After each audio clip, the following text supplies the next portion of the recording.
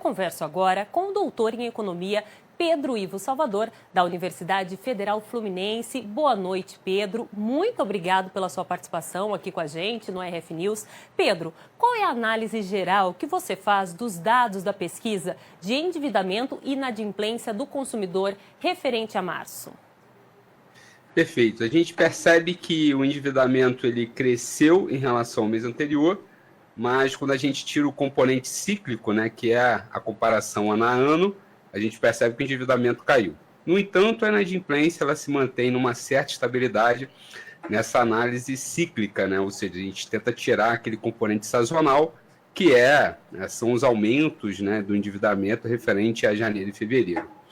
Além disso, existe um componente também interessante no mercado de trabalho, principalmente formal, quando a gente fala de endividamento, que é o seguinte: quando a gente procura um endividamento, principalmente de longo prazo, geralmente isso está atrelado a uma questão de renda permanente ou emprego formal.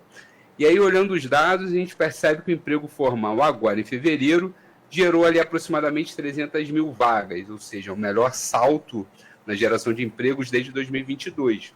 Então, em tese, pode ter uma relação entre geração de empregos e o aumento aí no endividamento. Eu gostaria que você explicasse para a gente, né, a diferença entre endividamento e inadimplência.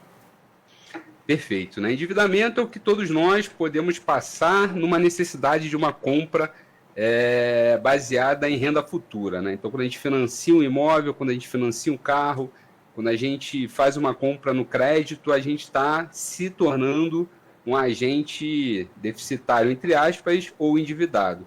No entanto, quando a gente deixa de pagar, aí sim a gente se torna inadimplente.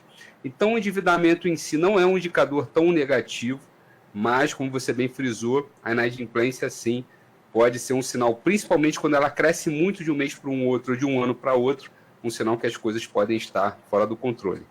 E o aumento de 0,2 ponto percentual no número de famílias endividadas em relação a fevereiro indica uma tendência preocupante? Então, quando a gente começa a analisar nesse padrão, a gente sempre tem que fazer a comparação ano a ano. Por quê? Janeiro e fevereiro são meses um pouco diferentes. Vou dar um exemplo. Quem tem filhos em janeiro vai ter que fazer a matrícula escolar. De repente, quem é mais jovem quer fazer uma viagem em fevereiro aproveitando o mês de carnaval. Então, existem componentes mês a mês que se tornam sazonais.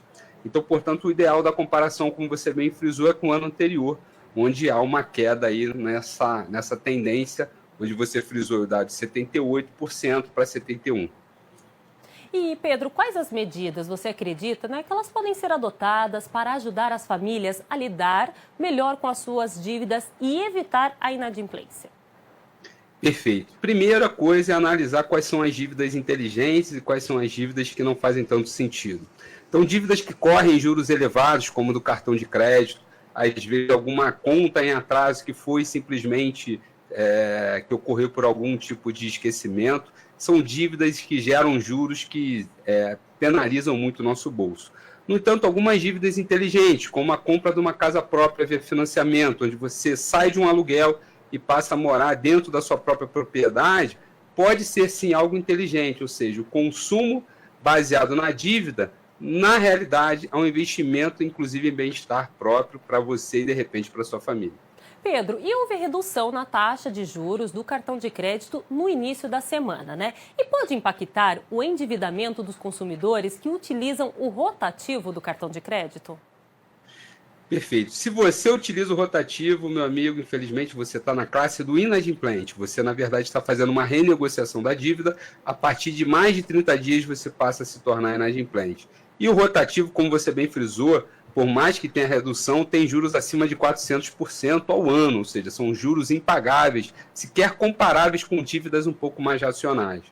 Então, para quem busca fazer endividamento no cartão e tenta buscar uma renegociação, meu conselho, tente buscar uma forma rápida de quitar essa dívida de uma maneira mais barata, sem deixar que a bola de neve cresça. Pedro, muito obrigado pelos seus esclarecimentos, pela sua participação aqui no RF News. Até uma próxima. Eu que agradeço, vou pedir só a gentileza de me seguirem nas redes sociais, @profeconomia no Instagram. Um grande abraço e até a próxima. Até a próxima.